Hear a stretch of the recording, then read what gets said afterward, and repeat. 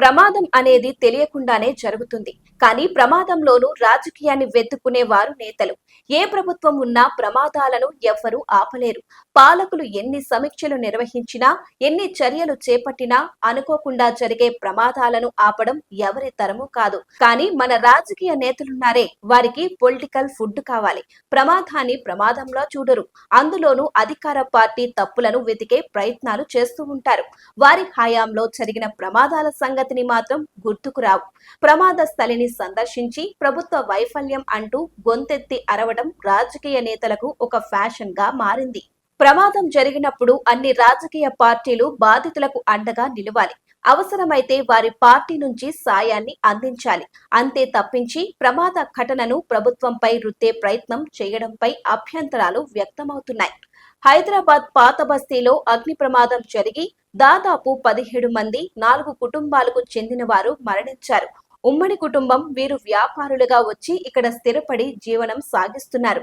ప్రమాదం జరిగి బాధితులు ఒకవైపు రోధిస్తూ ఉంటే అది ప్రభుత్వ వైఫల్యమేనంటూ రాజకీయ నేతలు మాట్లాడడం విడ్డూరంగా ఉంది.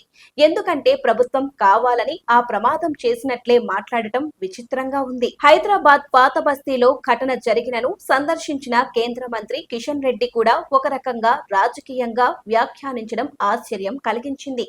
కిషన్ రెడ్డి సాధారణంగా ఎప్పుడు నోరు జారరు. అలా ఆచితూచి మాట్లాడతారు. అలాంటి కిషన్ రెడ్డి సహాయ కార్యక్రమాలను అందించడంలో అగ్నిమాపక సిబ్బంది వెంటనే రాలేదన్నారు. అలాగే వారు వచ్చినా నీరు కూడా లేవని, ఆక్సిజన్ కొరత కూడా అగ్నిమాపక సిబ్బంది వద్ద లేవంటూ కిషన్ రెడ్డి అనడం కొంత ఇబ్బందికరంగా అనిపించింది. సహాయక చర్యలను ముమ్మరం చేయాలని అనొచ్చు. అలాగే క్షతగాత్రులకు మెరుగైన వైద్య సౌకర్యం అందించాలని కోరవచ్చు. అంతేకాని ప్రభుత్వం సంస్థల ఆలస్యమే ప్రమాద తీవ్రతకు కారణమని అనడం సరికాదంటున్నారు. ఇక నిత్యం ప్రభుత్వంపై ఒంటికాలు మీద లేచే బీఆర్ఎస్ నేత హరీష్ రావు ఒక అడుగు ముందుకేసి ఈ ప్రమాదానికి బాధ్యత ప్రభుత్వానిదేనని అన్నారు. ప్రభుత్వం అగ్ని ప్రమాద శాఖపై సమీక్ష చేయకపోవడం ప్రభుత్వం అలసత్వమే ఇన్ని ప్రాణాలు పోవడానికి కారణమని అంటున్నారు.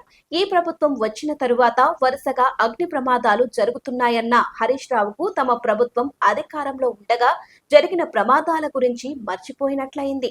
మృతుల కుటుంబాలకు ఒక్కొక్కరికి 25 లక్షల పరిహారం ఇవ్వాలని డిమాండ్ చేశారు. హైదరాబాద్ లో అనేక చోట్ల అగ్ని ప్రమాదాలు జరిగి పదుల సంఖ్యలో నాటి బీఆర్ఎస్ ప్రభుత్వంలోనూ మరణించారు. కానీ నాటి ప్రమాదాలను మర్చిపోయి నేడు ప్రభుత్వ వైఫల్యమంటూ నిందించడం ఎంతవరకు సబబని ప్రశ్నిస్తున్నారు. మరోవైపు కాంగ్రెస్ మాత్రం ప్రమాదంపై రాజకీయాలు చేయవద్దని కోరుతుంది.